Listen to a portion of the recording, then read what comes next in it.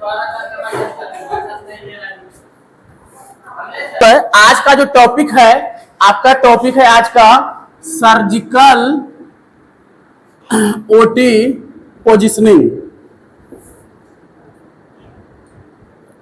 Surgical OT positioning, surgery OT positioning मतलब कि bed में जो है पेशेंट का पोजिशनिंग कैसे देना है, उसका है आज का टॉपिक, ठीक है ना।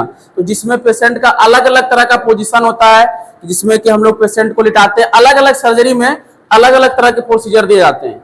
ये आपको नॉर्मल जो हम लोग इसे लेटाते हैं, इसमें बेड रहता है, ये आपका हो गया सुपाइन पोजीशन।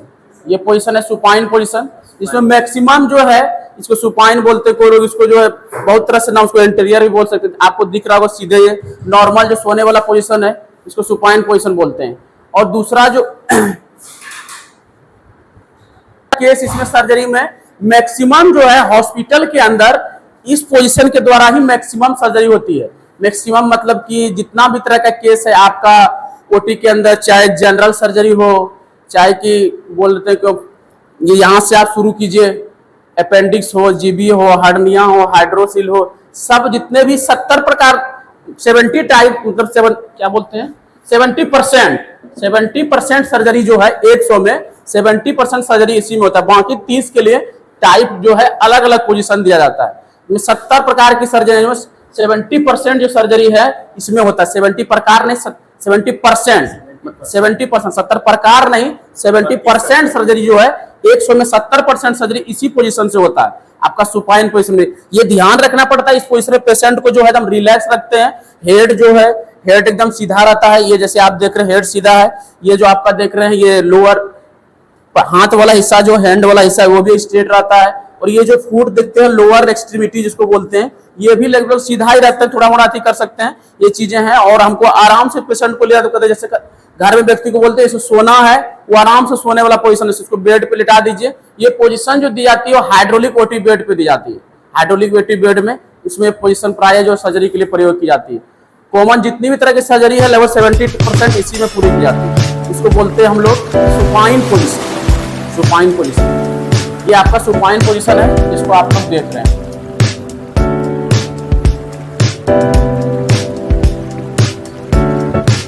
इसके बाद इसका थ्योरी आप थोड़ा सा उलटिए, इस प्रोन पोजीशन के बारे में बात कर लेते हैं। पेट क्यों खोल रहे हैं जी बार बार? आपका है ये पोजीशन जो है इसको बोलते हैं हम लोग प्रोन पोजीशन।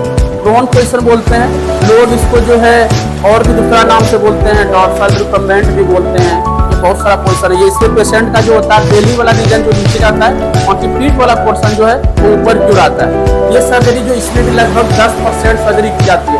10 प्रकार नहीं 10%, अंतर है दोनों बात में। 10 प्रकार में तो बोलेंगे 1 2 3 4 10 कराना पड़ेगा, 10% सर्जरी की बात है। इसमें देखिए इसका यूज जो हम लोग करते हैं इस प्रकार की सर्जरी में, इसमें ध्यान यही है, इसमें जो व्यक्ति जो है ये हेड थोड़ा सा इसको ऐसे रखना है। ये हाथ जो है ये आप मन चाहे तो उठा भी सकते हैं, लेकिन हाथ को उठाना नहीं, सीधे ही रहता है, बस ये फिर उलट जाएगा। सुपाइन का उल्टा है प्रोन, बाकी कुछ नहीं है। पेट के बल हम लोग लेटते हैं बहुत सारे केसेस में, ना कि आदमी को शौक भी होता है लेटने का। क्या कहें, अलग अलग स्टाइल है, जमाना अलग अलग है, ये भी चीजें। तो इसमें जो है लगभग 10% सर्जरी की जाती है। जैसे कि मुख्य रूप से सर्जरी इसमें होती है किसी पेशेंट को हमको जो है एनएस के रास्ते कुछ देना, जैसे कोई पेशेंट का होता है ना नीचे के ये वाले रीजन में, यहाँ पे जितना भी आपका होता है इंटेस्टाइन वाला पोर्शन में कुछ गैसें, बहुत दिन से गैस बन रहा है उसको पता नहीं चलता है, तो हम लोग एक टेक्निक होता है बेरियम एनिमा देना। एनिमा में एनएस के रास्ते से जो है पेशेंट को हम लोग फ्लूइड डालते हैं, दवा डालते हैं, फिर वो विजुलाइज करके उसको एक्सरे के माध्यम से इसको बोलते हैं बेरियम एनिमा। एक्सरे का प्रोसीजर है, स्पेशल एक्सरे का टाइप है, वो चीज भी देते हैं। जितना भी तरह का जो है आपका जो है एनिमा देना, फिस्टुला, ये भी चीजें सबका सर्जरी जो इसी पोजीशन में होता है। आपका जो है प्रोन पोजीशन है, इसमें जो है आपको बेरियम एनिमा भी दे सकते हैं इसी पेशेंट को। मतलब रेक्टल जितना सर्जरी है वो कर सकते हैं। रेक्टल प्रोलैप्स होता है, मतलब रेक्टम कभी कोई बाहर आ जाता है उसका भी सर्जरी होगा।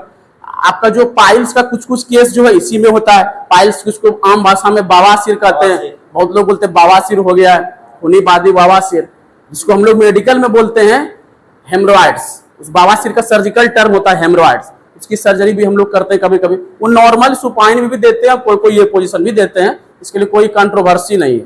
और बाकी बच गई ये बैक वाला और स्पाइन वाला।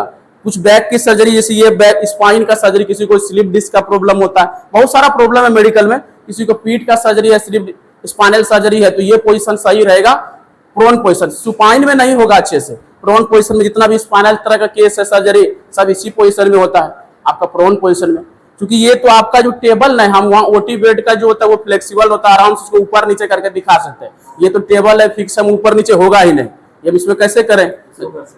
हाँ कैसे, ये नहीं उठेगा ना, ये हम नहीं उठा सकते। यहाँ पे तो हम टेबल के सारे, वो तो ओटी बेड रहता है तो रिमोट वाला है, तो उसको जिधर से घुमाइए इधर से खोलिए वो सब हो जाएगा, फोल्ड भी हो जाता है। ये चीजें तो फोल्ड नहीं होगी। ये आपका जो है प्रोन पोजीशन है, इसमें बेरियम एनिमा, आपका रेक्टल प्रोलैप्स और भी जो है पाइल्स, और जो है स्पाइनल का जितना भी है, बैक का स्पाइनल का प्रॉब्लम जितना भी केस सर्जरी होता है सब प्रोन पोजीशन के द्वारा होता है।